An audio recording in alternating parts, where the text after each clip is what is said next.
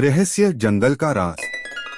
गहरे जंगल के बीच बसा एक गांव मायानगर, जो चारों तरफ से पहाड़ियों और घने पेड़ों से घिरा था। गांव में एक अजीब सा डर फैला हुआ था। हर पूर्णिमा की रात कोई न कोई गांव वाला अचानक गायब हो जाता। लोग कहते थे कि ये काम काली छाया का है, जो जंगल के अंदर एक पुरानी गुफा में रहती है।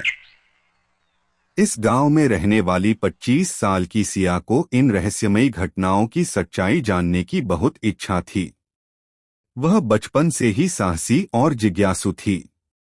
गांव के बुजुर्गों ने उसे गुफा की ओर जाने से मना किया था, लेकिन वह सच का पता लगाने के लिए तैयार थी।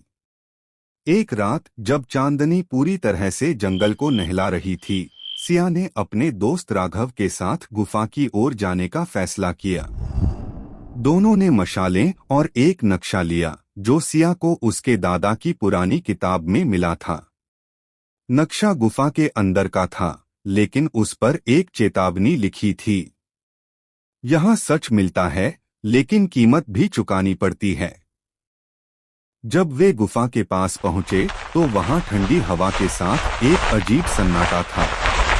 गुफा के अंदर जाते ही उन्हें महसूस हुआ कि वहां की दीवारें किसी पुराने रहस्य को छुपाए हुए हैं।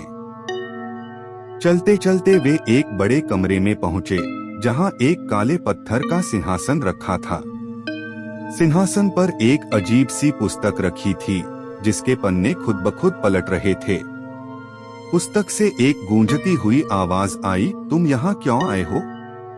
सिया ने हिम्मत दिखाते हुए कहा, मैं सच जानना चाहती हूँ। पुस्तक के पन्ने तेजी से पलटने लगे और अचानक उनके सामने गांव के गायब हुए लोगों की परछाइयां दिखाई देने लगी। पुस्तक ने बताया कि यह गांव पर सेंचुरीज पुराना श्राप है। हर पूर्णिमा की रात गांव के एक व्यक्ति को उस श्राप के कारण अपनी जान गंवानी पड़ती है। श्राप को तोड़ने के लिए सिया और राघव को 3 कठिन चुनौतियों का सामना करना था। एक, काल नदी को पार करना, जहां पानी में रहने वाले अंधे जीव उनके हर कदम को रोकने की कोशिश करेंगे। 2, शून्य का कक्ष में प्रवेश करना, जहां भ्रम उनके दिमाग को नियंत्रित करने की कोशिश करेगा।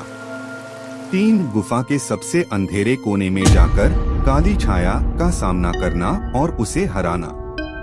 सिया और राघव ने पहली 2 चुनौतियां बड़ी मुश्किल से पार की, लेकिन जैसे ही वे तीसरी चुनौती के लिए काली छाया के सामने पहुंचे, उन्होंने महसूस किया कि काली छाया सिर्फ एक प्राचीन आत्मा थी, जिसे इस दुनिया से मुक्त करने की जरूरत थी।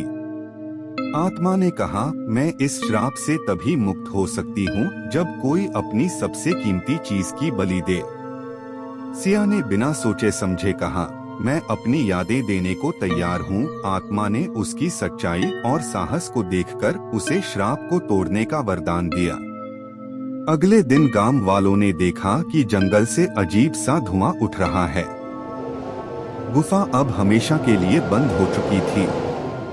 सिया को अपनी यादें तो खोनी पड़ी, लेकिन उसने गांव को उस श्राप से मुक्त कर दिया। सिया अब गांव की एक साधारण लड़की थी, जिसे उसकी बहादुरी की कहानी तो याद नहीं थी, लेकिन गांव वाले उसे एक नायिका की तरह मानते थे।